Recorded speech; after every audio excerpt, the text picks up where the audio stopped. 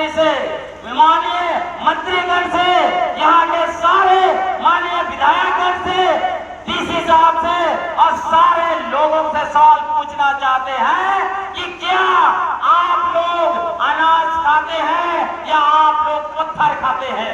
ये हम लोगों को आपको बताना पड़ेगा।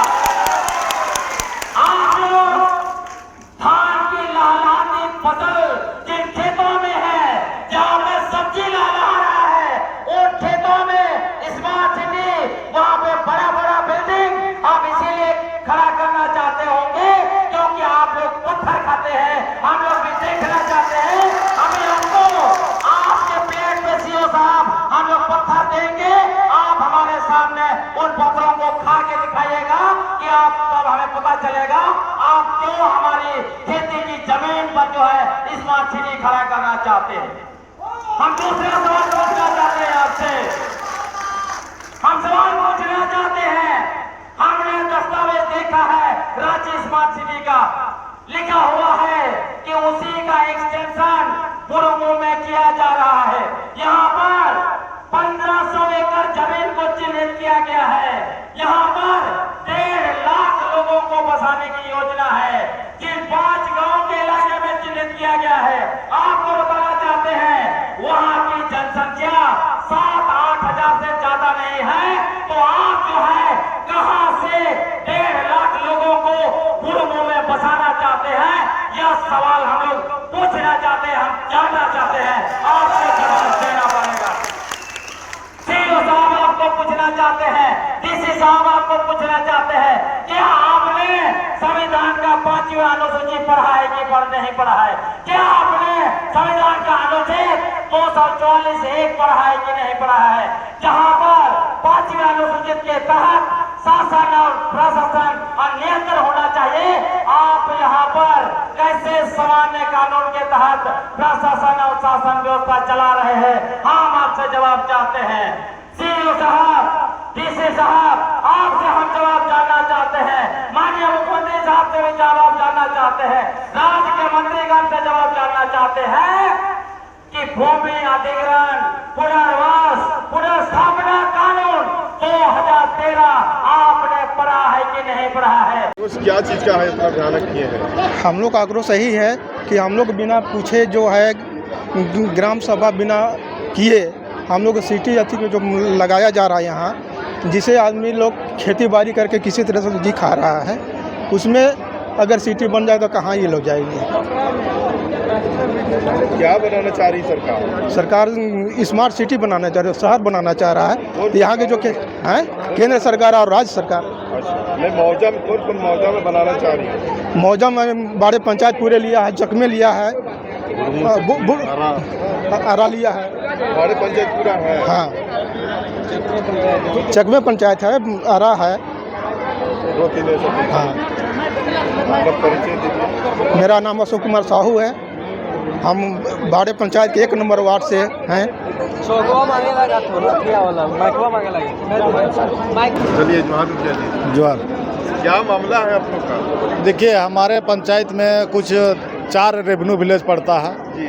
उसके अलावा एक बाड़े पंचायत है, उसमें 1-2 रेवेन्यू विलेज भी पड़ता है। ये सब एरिया में हम लोग को जानकारी नहीं, उनके बाद सैटेलाइट के माध्यम से और कुछ किन्हीं तरह से सरकार को स्मार्ट सिटी बनाने के लिए यह ज़मीन अधिग्रहण सरकार के माध्यम से की जा रही है।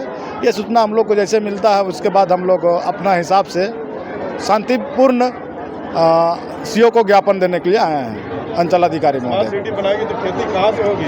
हाँ, इसीलिए हम लोग जिसमें अभी जाके देखिएगा तो सभी एरिया में धान लगा हुआ है, मकई लगाते हैं, मड़ुआ भी लगा हुआ है, मकई का जो लगाते थे खेती वगैरह वो सब अभी कुछ हो गया है, उसको हम लोग ले लाए। उसके एवज में सुरगुजा और सरसों अभी लगाने जा रहे हैं। यदि ऐसा खेती हर ज़मीन में स्मार्ट सिटी, स्मार्ट विलेज या कुछ भी बनता है तो हम लोग को नुकसान है, क्योंकि हम लोग किसान वर्ग का आदमी लोग हैं। इधर जितना गाँव है, जितना माने खेती हर ज़मीन है, उसमें उपजाऊ ज़मीन है और बंजर ज़मीन नहीं है। अगर सरकार चाहती है तो बंजर ज़मीन बहुत सारा इस झारखंड में है, रांची में है, उसमें स्मार्ट विलेज या कुछ भी बना सकते हैं, उससे हम लोग को कोई आपत्ति नहीं है। लेकिन हमारे इस खेतीहर ज़मीन में उपजाऊ जमीन में यदि सरकार, झारखंड सरकार इस तरह का कार्य करती है तो उसके खिलाफ हम लोग बहुत दूर तक जाएंगे। हम लोग न्यायालय भी जाएंगे, अनिश्चितकालीन हम लोग धरना भी देंगे, हड़ताल करेंगे।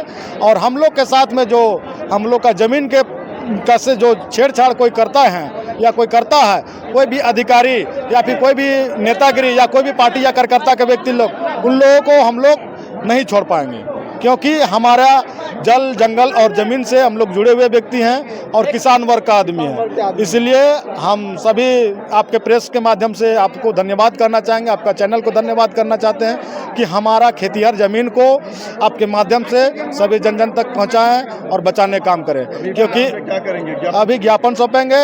अगर हमारे अंचल अधिकारी महोदय अगर इस ज्ञापन के माध्यम से सरकार को, उपायुक्त महोदय को सूचना देंगे, यदि हमारे बात और हम लोग से सहमत हैं तो स्वागत है। लेकिन हम लोग का खेतिहर ज़मीन में यदि कुछ बाहर लोग का ये स्मार्ट विलेज वगैरह ऐसा बनेगा तो उसको हम लोग पुरजोर विरोध करेंगे।